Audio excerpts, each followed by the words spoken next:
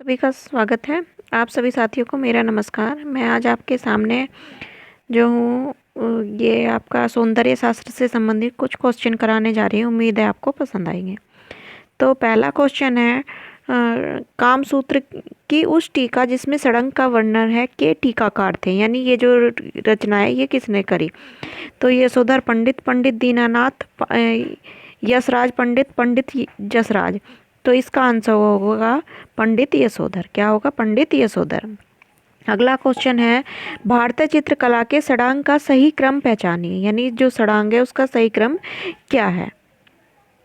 रूप भे रूप भे रूप भे रूप भेद, प्रमाण,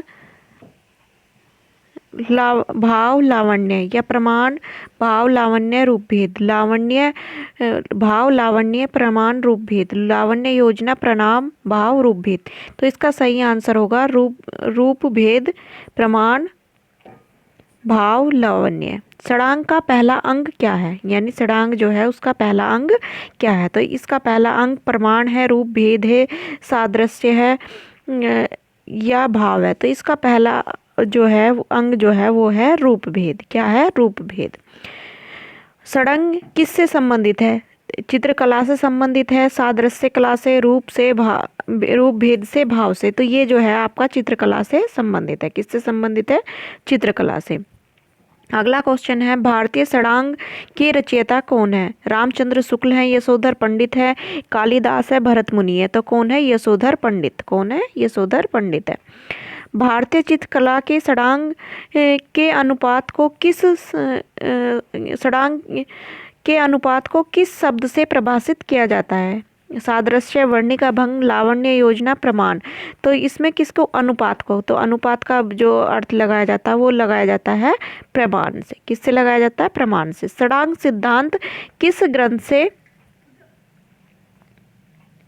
ग्रंथ में से है। कामसूत्र से, विष्णु धर्मोत्तर पुराण से, अपराजिता पच्चा से, या जयमंगला से। तो ये किससे है?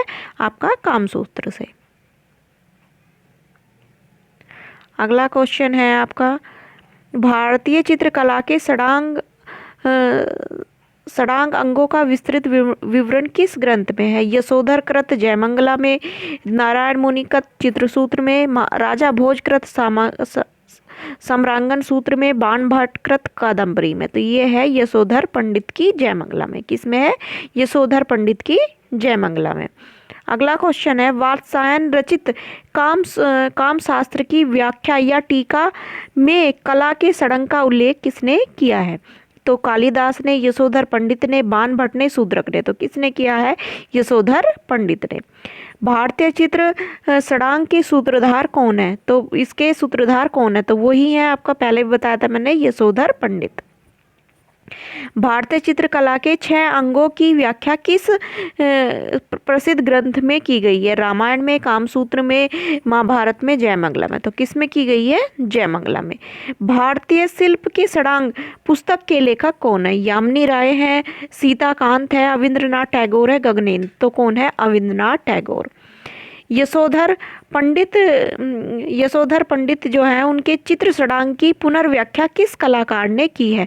तो इसकी पुनर्व्याख्या किसने की है? रवि वर्मा ने, सतीश गुजराल ने, अविंद्रनाथ टैगोर ने, या नंदलाल बोस ने। तो किसने की है? अविंद्रनाथ ठाकुर या टैगोर ने की है। भारतीय चिंतन के अनुसार कला का मुख्य लक्ष्य क्या है। हृदय स्पर्शी आनंद प्राप्त करना, आंखों को सुंदर लगना, इंद्रियों को संतुष्ट करना, या नवजीवन की समस्याओं को। तो इसका अर्थ होगा हृदय स्पर्शी आनंद प्राप्त करना, यानी कला का मुख्य उद्देश्य यही है कि हमारे मन को शांति मिले, आनंद मिले। अगला क्वेश्चन है